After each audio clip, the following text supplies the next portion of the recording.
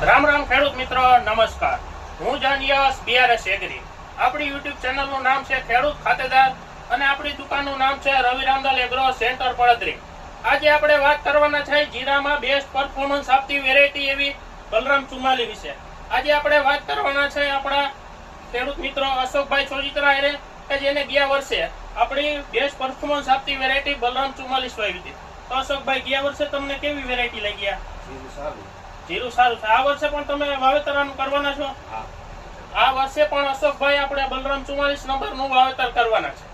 અને એમાં આપણે પાયાના ખાતરમાં વાત કરીએ તો પાયાનું ખાતર એનપીકે અથવા ડીએપી આપી તેની સાથે આપણે ચાર્જ જે માઇક્રોરાજા માઇક્રો ટેકનોલોજી વાળું ખાતર પણ વાપરવું જોઈએ. તેના ફાયદા નિખિતભાઈ જણાવો તો આપણને. આ માઇક્રોરાજા છે.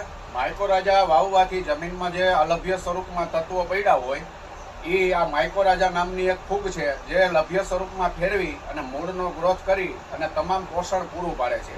જેથી કરીને છોડનો મૂળનો વિકાસ થતા સુકારો ઓછો લાગે છે, પ્લસ જમીનની અંદર રહેલા રાસાયણિક ખાતરોને લભ્ય સ્વરૂપમાં ફેરવીને છોડને આપે, જેથી છોડનો ગ્રોથ સારો રહે છે અને જમીનમાં પણ ફળદ્રુપતા પાછી ફરે છે. કારણ કે જેટલી પણ રાસાયણિક તત્વો પડ્યા છે એને લભ્ય સ્વરૂપમાં ફેરવે જેથી જમીન ચોખ્ખી થાય છે રાસાયણિકથી મુક્ત, અને પ્લસ છોડને વધારે મળે છે, જેથી કરીને છોડનો વિકાસ વધારે થાય, મૂળનો જથ્થો વધારે થાય, જેથી ઉત્પાદન વધે છે.